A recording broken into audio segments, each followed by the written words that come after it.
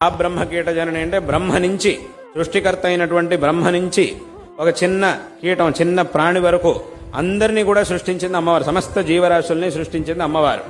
కాబట్టి ఇలా అందరినీ సమస్త జీవరాశుల్ని సృష్టించి అందరూ కూడా ఏ మార్గంలో వెళ్ళాలి, ఎలా వెళ్ళకూడదు ఏ మార్గంలో వెళ్ళకూడదు అనేటటువంటి విషయాలన్నిటినీ కూడా వేదశాస్త్రముల ద్వారా అమ్మవారు మనకు ఉపదేశించింది. అలాగే ఈ ఉపదేశాల్ని అర్థం చేసుకోగలిగేటటువంటి బుద్ధిశక్తిని మనకిచ్చింది.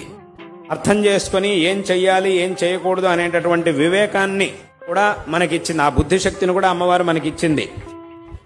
ఆ పనులని చేసేటటువంటి ఒక శారీరకమైన కర్తృత్వ శక్తిని కూడా అమ్మవారు మనకిచ్చింది. ఇంత చేసేసింది.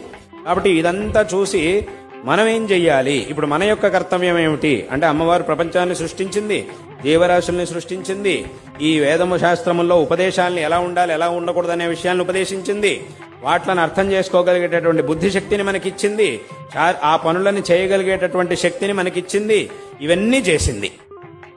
ఇక మనం ఏం చెయ్యాలి అనంటే ఇంకా మన కర్తవ్యం ఏమిటి అనంటే ఏం చెప్పారో దాన్ని చేయడం, ఏం చేయకూడదని చెప్పారో దాన్ని చేయకుండా ఉండడం. ఇది మనిషి యొక్క కర్తవ్యం. మన యొక్క కర్తవ్యం ఇది. ఏది చేయమని వేదశాస్త్రంలో ఏం చేయమంటున్నాయో వాటిని చేయడం, దేన్ని చేయకూడదని చెప్పారో వాటిని చేయకుండా ఉండడం.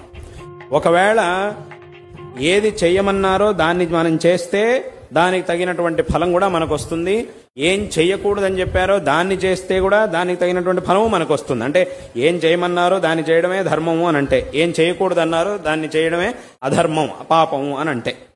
కాబట్టి అక్కడికి ఏమైంది, పాపం చేసినా దానికి తగినటువంటి ఫలం మనకు వస్తుంది, పుణ్యం చేసినా కూడా దానికి తగినటువంటి ఫలం మనకు వస్తుంది. మళ్ళీ ఆ ఫలాన్ని ఇచ్చేది ఎవరు అనంటే మళ్ళీ అమ్మవారే. అందుకే తర్వాత నామంలో ఏముంది అంటే పుణ్యాపుణ్య ఫలప్రద అని ఉంది. పుణ్యం అంటే ధర్మం, పుణ్యము ధర్మం